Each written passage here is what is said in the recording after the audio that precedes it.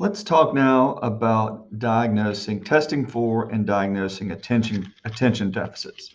Basically, how this is done is that we give the client a task that we know an unimpaired individual would be able to complete. A task that is designed to stress their attention capabilities in some way. The lowest level of this is trying to get the participant, trying to get the client, the patient, to focus, orient their attention on a stimulus. So this is the skill of orienting attention. I saw a picture of an SLP yesterday that was in front of a TBI patient who was in a wheelchair on a respirator. And he was just sort of like this. And she was in his face with a tennis ball. I can tell you, I saw that picture and I was like, I know exactly what she's doing. She's trying to get him, she's trying to draw his attention to that tennis ball. She's trying to coax him to orient his attention to the tennis ball. If he can't do that, he has a deficit within the realm of orienting, right? Because any unimpaired person should be able to orient their attention onto a tennis ball. Once the patient is able to orient their attention to a single stimulus, then we want to test their ability to hold their attention on that stimulus or activity. And this can be done with really any simple task that just requires the patient to sustain their attention on a task. Commonly, we use card sorting tasks. We use serial number task, which is like having the client just start counting forwards or backwards and see if they can sustain their attention on the task at hand long enough to continue doing that. We have trail making tasks that requires patients essentially to take their pen and with a sheet of paper that has a bunch of numbers on it, they have to connect the numbers in order. So they have to start at 1, find the 2, bring their pen over to the 2, find the 3, draw up to the 3, to the 4, and basically make that trail between all the numbers in sequence. And so if they're able to sustain their attention on a simple task, then you want to increase the difficulty level of the task you're giving them. And you do that by introducing a competing stimulus. So now you're testing their selective attention. Can they still complete the task at hand with this distractor stimulus that is there? So some examples of selective attention task would be sorting the cards, but now sorting the cards with a noise in the background, or maybe you turn on the radio, or maybe you turn on the TV, depending on how powerful the distractor stimulus, depending on how powerful you want that stimulus to be. There are paragraph word recognition tasks. So I'll give you an example here. You ask the client, the patient, I want you to raise your hand every time you hear the word no. Okay, I'm going to read a paragraph, and every time I say the word no, I want you to raise your hand. I have a friend who has no talent for music. He can't sing a note, and that one's a foil, but he has no idea how bad he sounds. No one will go to the party with him. No kidding. He always ends up singing off key. No matter how many people object, he sings anyway. No one wants to hurt his feelings, but no one wants to listen to him either. Okay? So the distractor in this task is the language. It pulls the patient's attention strongly away from raising their hand on the word no. So that's a pretty difficult selective attention task. Now, I could heighten that to a divided attention task by making them raise their hand for every no, but also count the numbers of times, keep account of how many times they raise their hand.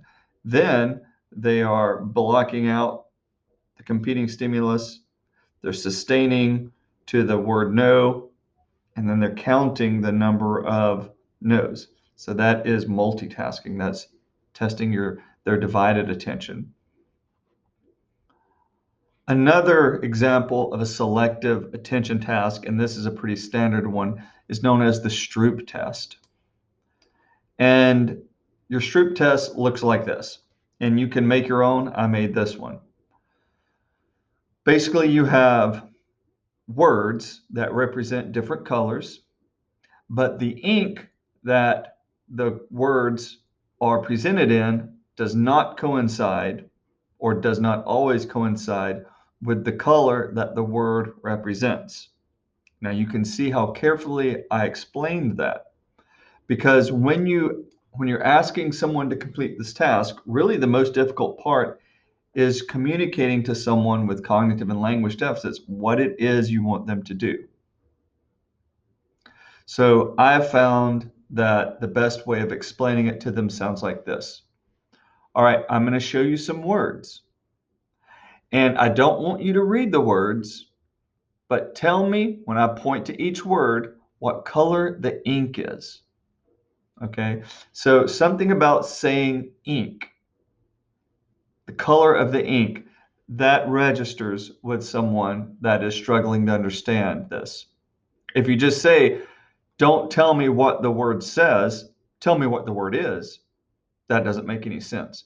But essentially, what they need to do now is go through as you point, and you're probably going to have to point to keep them going at a normal speed, because if they go super slow, that does show some intact problem solving skill. So it's not a bad thing if they go super slow, but they may still be able to do it at a normal speed if they're able to do it going very slow. So essentially you would be like, all right, so when I point at the word, tell me the color of its ink. So red, blue, green, black, green, blue, yellow, black, right? So it's hard even for me, and I've done this 1,000 times, because your brain automatically reads the words. Whether you want it to or not, when your eyeballs hit these words, unless you have alexia, which is possible, then you're going to have to actively block out that signal from your brain and actively pull forth and focus on the color that the word is printed in. All right, so that's the Stroop test. There are other forms of attention tests. High, mid, low task is one of them. It looks like this. So it's sort of like the Stroop test in that you have words that represent different positions, but you have them in positions that are probably not going to be consistent with the meaning of the word. So you have the client go through and don't tell me what the word says, tell me the position it's in. So that would look like high, mid, high, mid, low, mid, high, low, right? And so once again, it's not super easy because your brain is reading those words, and you have to block that out. And I was even tilting the page away from me, so I really couldn't see the words very well. And as you can see, it was still relatively difficult for me. When you're testing alternating attention, you want to have a task that is pushing them to alternate from one task to another and then back and forth appropriately without losing focus. A simple example of this would be if the patient is sitting there with a bucket of golf tees. And I say a bucket of golf tees because OTs have a lot of golf tees hanging around for their fine motor tasks. Half of them are white, half of them are black. And you say to the client, all right, I want you to pick up all the white golf tees and put them in this cup. Except every time I tap my pen, then I want you to alternate. I want you to stop doing the picking up the whites and putting them in, and then start picking up the blacks and putting them in. And see if the client is able to alternate back and forth while sustaining their attention on the task. But if you'll notice, you have now introduced a short-term memory component into it that once you tap after they've been putting in the white tees, they have to remember what the second task is going to be. So you got to keep that in mind.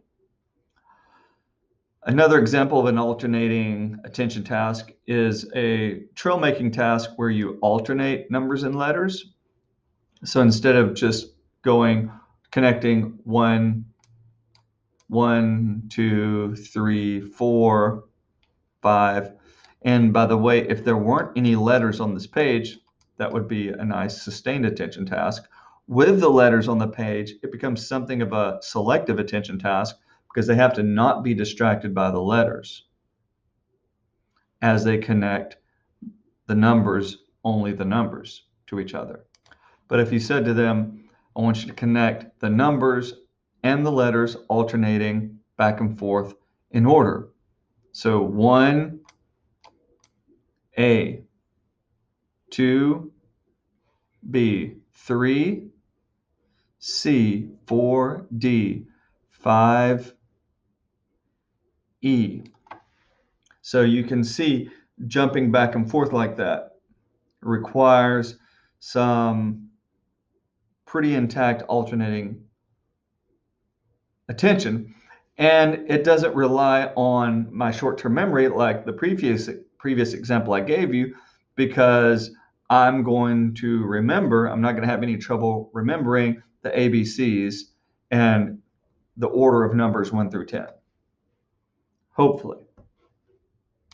If you're going to test for divided attention, so this is multitasking, then you're going to come up with something, a situation where the client is doing 2 things at once. So this can be one of the things that I do more often than not is I'll take a sustained attention task, like my card sorting task, and I'll say, all right, I want you to sort the cards like we talked about before, but this time I want you to sort the cards as I'm asking you questions. So I want you to carry on a conversation with me while you're doing that. Now, I could increase the difficulty level of this task infinitely. Okay, I could make the card sorting task more difficult. So don't just sort into color, black and white, or sort into suit, but sort into suit and then sort out the royal cards. I could say sort the cards into suit except for the aces. I want you to hand the aces to me while I'm asking you the question. All right. And so I've just, by throwing that aces task in there, I've just added a short-term memory component to this task, which makes it significantly more difficult. And if there's a student with me, oftentimes I'll say, hand the aces to me, hand the queens to her. So sort the cards into their 4 suits: diamonds, hearts, clubs, and spades, except for the aces. Give the aces to me and give the queens to her, right? While I'm trying to distract you with my questions. Right, so you can see how that is a very elegant way of coming up, of testing someone's attention, memory, and also coming up with good therapy tasks. So another example of a divided attention task that I often use in diagnostics is listen and count the number of 8s. So 2, 8, 7, 5, 3, 8, 1, 8, 0, 0, 8. So similar to the example I gave you earlier of the counting the number of no's in the paragraph. The client has to sustain their attention to the task. They have to listen for the eights. And then when they notice one, they have to keep track in their mind of the number of eights. And of course, you could increase the difficulty level of that by having them track not only the eights, but another word.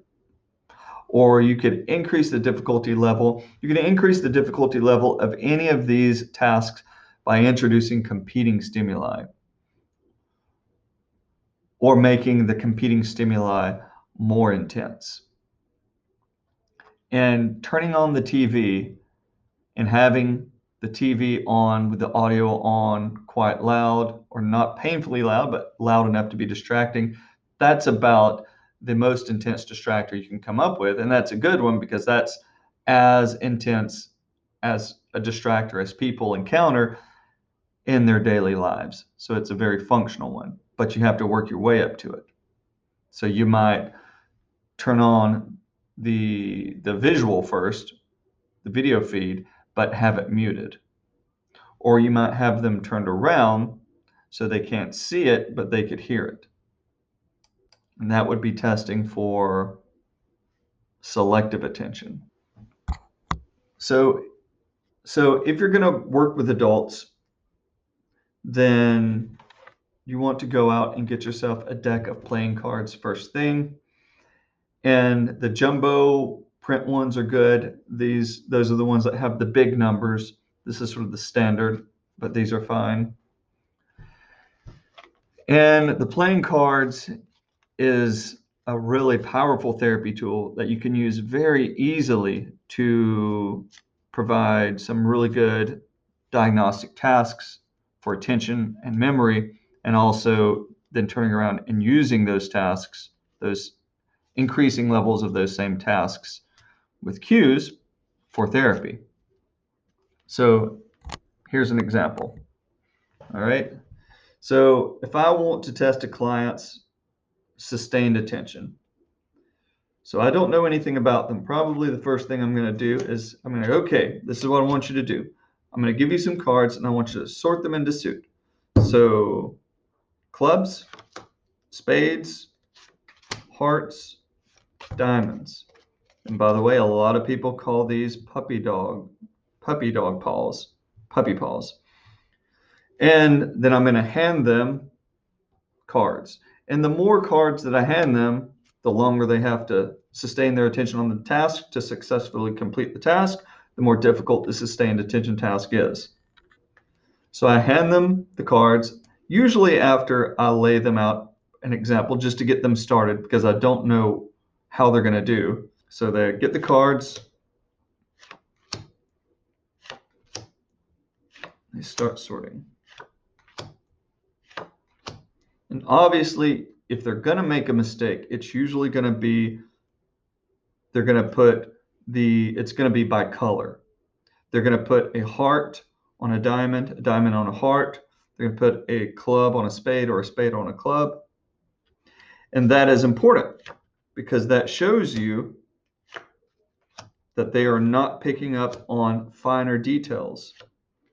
So their attention is breaking down at that level, their sustained attention. And sometimes they'll do this. They'll put it in the wrong place and they won't let go of it. They'll figure it out and they'll put it in the right place. And that shows you that they're struggling. They're right on the threshold of failing, but they had enough self-reflection on their performance and foresight to correct themselves. And that shows good problem solving. And that's important to notice as well.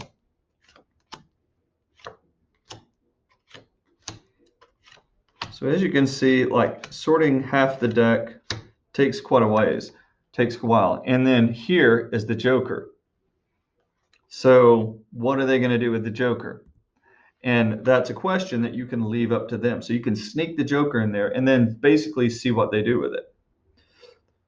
And this would be problem solving. So you've snuck a problem solving task because it doesn't fit in. So what are they going to do with the joker? I guess if you think about it, the best thing is to look at you and ask, what do I do with the joker?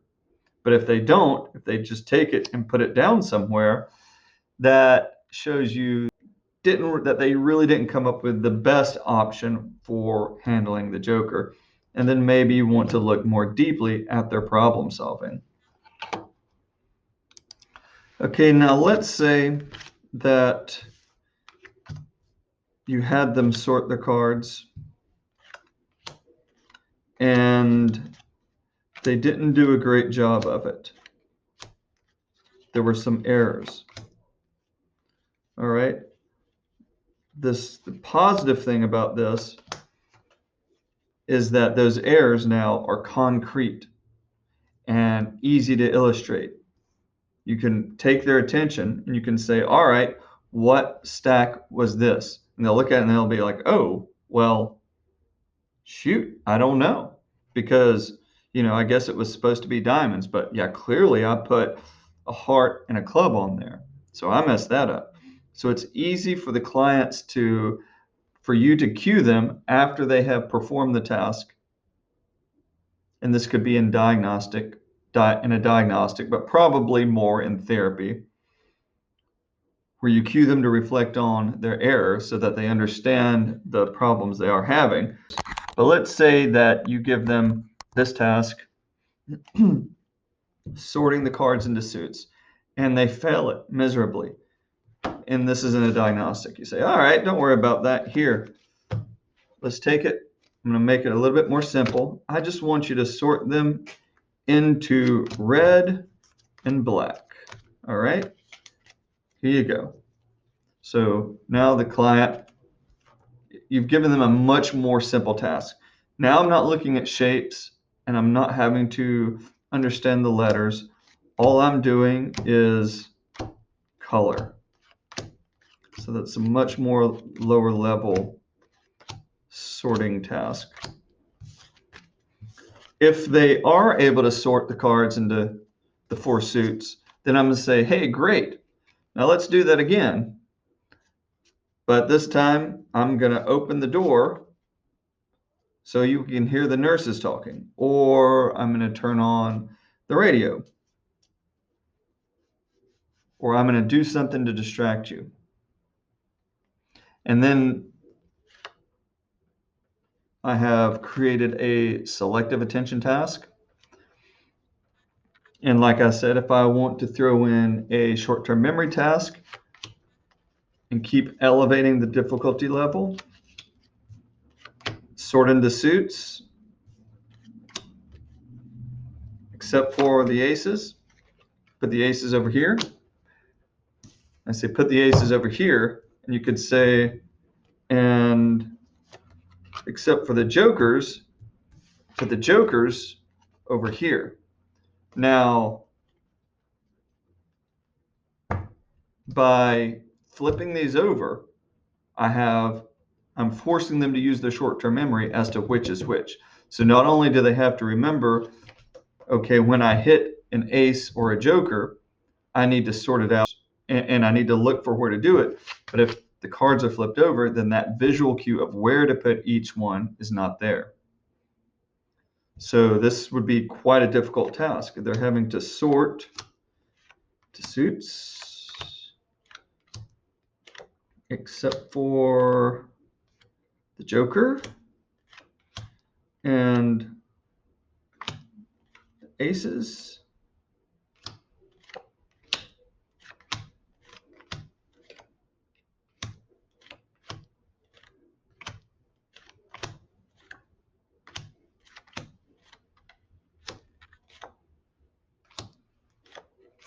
And if you'll notice, the longer amount of time that it takes for me to hit one of those, the more difficult remembering ace and joker is going to be, because I haven't been able to reinforce that. So I'm really starting to sweat. If this deck was filled with aces and jokers, I would have already done a few of them and reinforced my memory. So put this ace over here, this ace over there. All right. And then you could have cue the client to go back and look through and assess their performance. So cards, it's very elegant.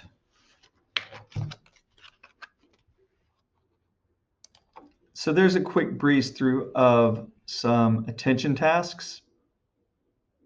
When we test for long-term memory, is essentially what you would think. You are asking them questions about their childhood, where they got married.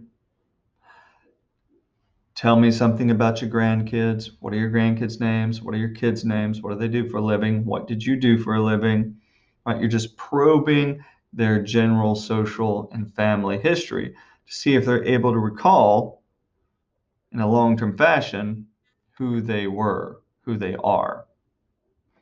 For short-term memory tasks, and I just gave you a couple with the cards, we generally present them with information, distract them, and then ask them to recall the thing that we presented them. And most people that you walk in to evaluate for stroke, they're going to have short-term memory deficits and they're not going to realize it the first or second day after the stroke when you walk in.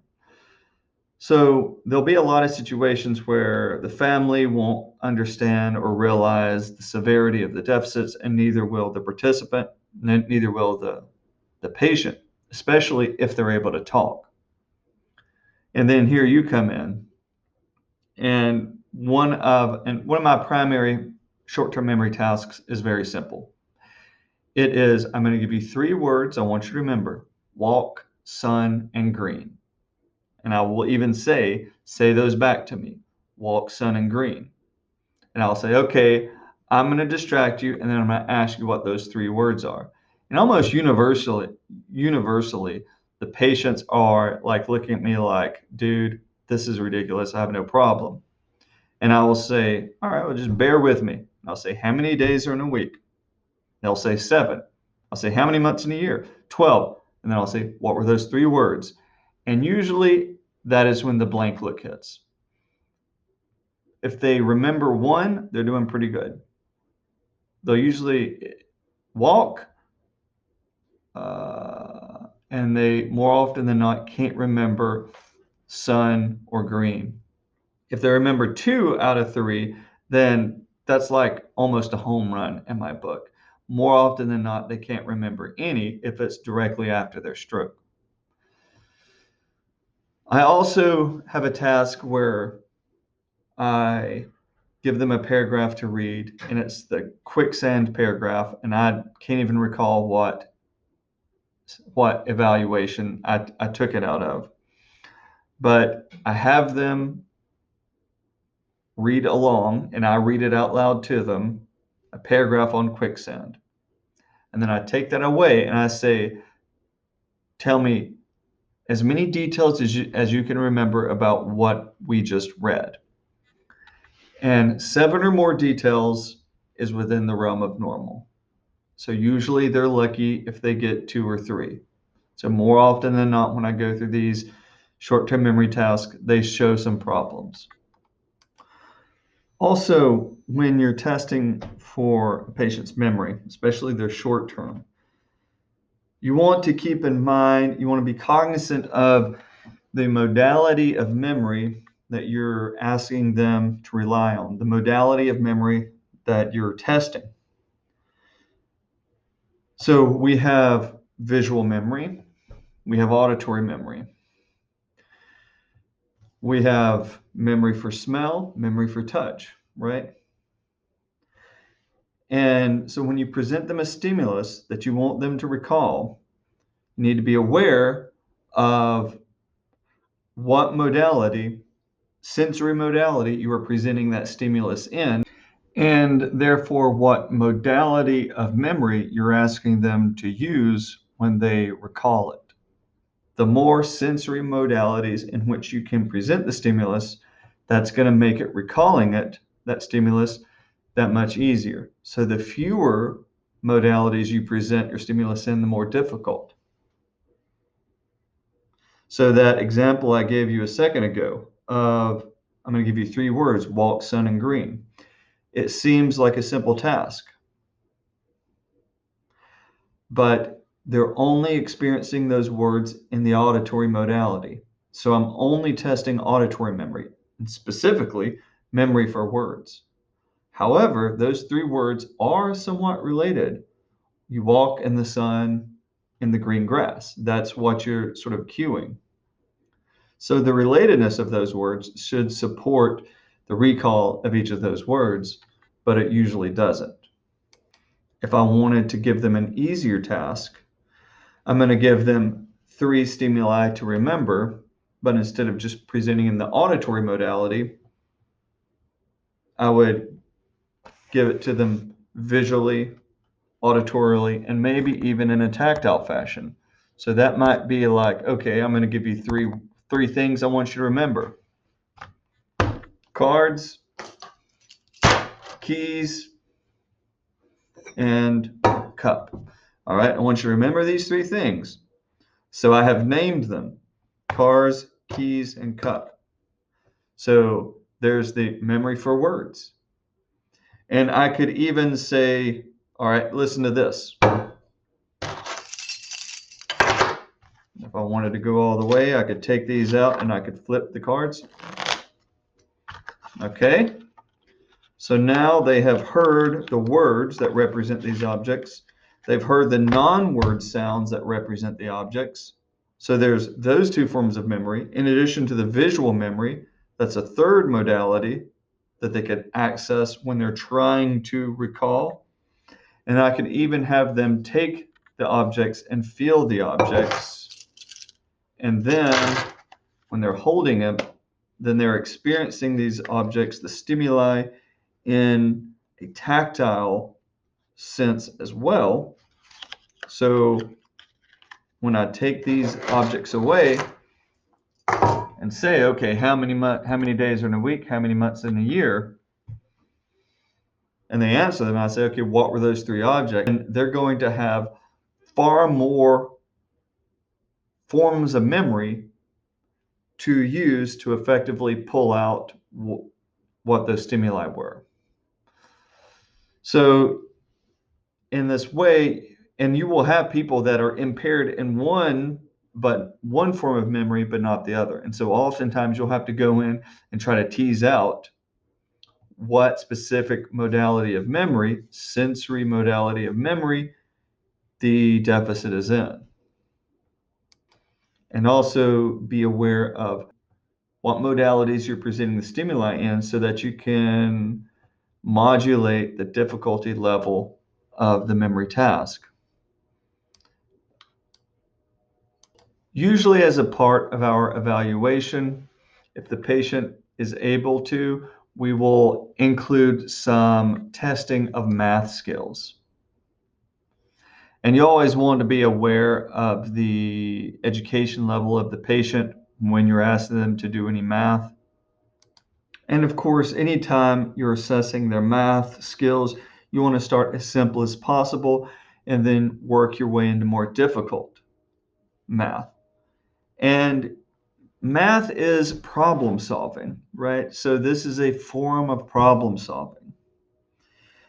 Be aware of the difference between a pure numerical math problem. So the patient is looking down at the page and the problem is in numbers, 56 plus 83. Okay, there's no language for them to process. They may be able to do very well with that. And also, if they're looking at it on the page, they don't have to remember the numbers. So it's more of a pure math task. You don't have to rely on language for them to complete it. You don't have to rely on their short-term memory for them to complete it because it's written down.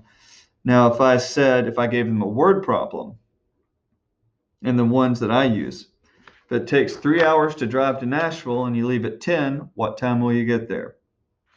All right, so in order for them to complete this question appropriately, they have to have appropriate language intact. They have to have appropriate language skills to understand the question. They have to have the appropriate short-term memory to retain the numbers and then they have to be able to do the math in their head. So language, short-term memory, working memory to do the math in their head. And this is in addition to the attention skills that are needed for them just to attend to you as you're presenting that task. So that's a much more involved task that you're giving them when you give them a auditory, you give them a verbal auditory representation of a math problem. If I ask them to read it and answer it, then I'm taking away that short-term memory and that working memory component, and I'm making it a little bit easier. Most people get that one correct. But if you pay a babysitter $3.50 an hour and you're gone for 2 hours, how much do you owe her? Fewer people get that one correct. And then the zinger is 5 speakers and 12 couples will attend a meeting. How many chairs will need to be set up for the group? So if they're able to do the math, most often people will hear 5 speakers, 12 couples, 5 and 12, how many chairs? And they'll say 17. But it was 12 couples. So oftentimes they miss that detail. And that shows you that slight attention deficit coming into play. And if you're working on math, you want to be aware of academic versus functional math. More often than not, when we're working with adults, unless they are an engineer or a mathematician or something like that, we are working on just the kind of math you use in your ADLs to solve problems of activities of daily living. But in your adults that are engineers, that use a lot of math in their work perhaps, or in young adults or high schoolers that are in college or in high school, then you may be, if they, in the course of their recovery, usually from a traumatic brain injury, if you may get to the point where you've started bringing in schoolwork for them from their school, integrating that into their therapy, turning that into therapy, into language and problem-solving therapies. And this allows them to start catching back up with what they've missed, and this is going to ease their transition back into high school or college. So be aware of that, that division. So more often than not, you're not using academic style math in a diagnostic. That would be a pretty high level individual. And more often than not, we're really not able to test for much functional math. The 3 word problems I gave you there, and I might do a couple of simple math, addition or subtraction, but that's pretty much the extent of the amount of math that I use in my standard evaluation. More often than not, the individuals that you're testing in your evaluations, your aphasia evaluations, where you test for cognition, and your TBI and your dementia populations, pretty much everyone, you're going to be testing for problem solving. And you're going to start low level, such as fire alarms going off. Who do you call? And see if they can respond appropriately. Some of the simple problem solving items I use in my evaluations are you put your pants on and you can't get them buttoned. What are 2 possible reasons? So being able to come up with 2 answers, that shows flexibility of thought. And also you want to see them come up with the most obvious explanation, right? Can't get your pants buttoned, you're too fat, or your button popped off, right? That's pretty much what most people are going to say. Maybe pants shrunk in the washing machine. If they come up with some bizarre explanation for why you can't get your pants buttoned, then that shows you that there may be something else going on as far as like confabulation or not really grasping the situation. You'd see that more in your right hemisphere patients. You keep forgetting if you've taken your medication or not. What do? All right, just seeing if the client can come up with appropriate responses. And as I said a second ago, math, that is some problem solving. So if they're able to complete some math problems, then that is showing good problem solving skills. And if in your diagnostic, your client is able to complete all the low level problem solving, you might have to work your way up to some high level tasks. An example of a high level problem solving task that I use in the diagnostic is, I'm going to show this to you, and I'm going to read it out loud to you, and I'm going to leave it there where you can read it, but I want you to solve the problem. So they're able to look at it, and I'll probably have some scratch paper there for them to work out the problem. And the problem is Eileen and Donna, whose names are Hood and Smith, though not necessarily in that order, are both crazy about their cars. One drives a Cadillac, the other drives a Ferrari. Now, from the clues given below, tell me which woman drives which car and tell me their full names.